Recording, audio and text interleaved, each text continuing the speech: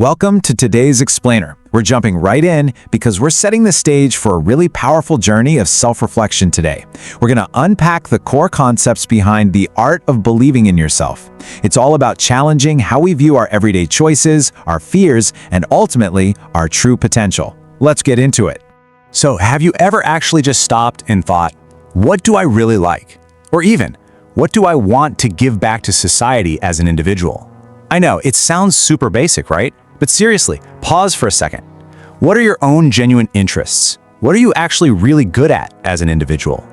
In asking that naturally leads us to a pretty uncomfortable reality. Are you actually living your life for you, or are you just constantly seeking external approval? Ask yourself right now, who are you really trying to impress every single day?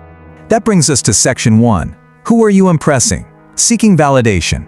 Look at this massive divide and where our energy actually goes. We literally put so much time and effort into worrying about how to impress our friends, our girlfriends, our boyfriends, but compare that to the tiny, almost non-existent effort we put into impressing ourselves. Honestly, have you ever thought about what you like, completely independent of your social circle? The source hits the nail on the head here. It says, we hardly think about ourselves, but always contemplating on what others are going to think about us.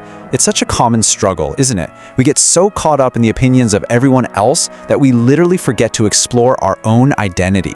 So, how do we break out of this cycle? Section 2, your only true competition, focusing inward. So, the crucial point is, you only get one life.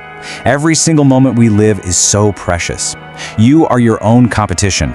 True growth doesn't come from beating the person sitting right next to you. It comes from striving to become a better version of who you were yesterday. Sometimes we only realize our true potential when we're right on the edge, or when someone actually pushes us way beyond our perceived limits. But, there's a massive prerequisite to all of this. We often walk around expecting everyone else to validate our dreams, but think about it logically. If you don't believe in yourself, how is everyone around you going to believe in you?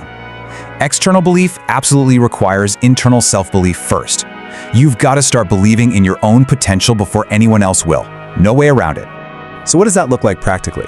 Well, if there's something you want to do, go for it. If you think you're good at singing or dancing, start taking classes. Actively sharpen those talents, and just as importantly, polish up the areas where you're weak. Why? Because no one's perfect. We have to actively choose to improve ourselves every day.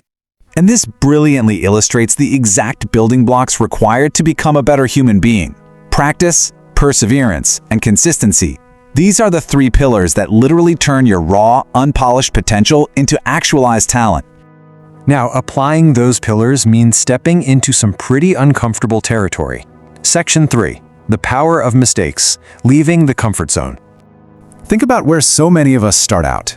On one hand, you've got this cozy comfort zone, kind of like the environment nurtured in grades 11 and 12, right? Where teachers are caring for you, every small detail is looked after. But on the other hand, the harsh, challenging real world. What actually happens when you step outside those protective boundaries?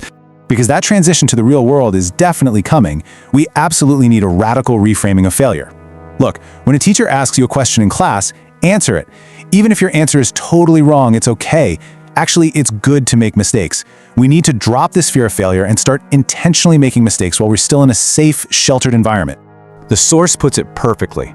Make as many mistakes here, inside, because once you move outside of this place comfort zone, you'll be challenged by the world.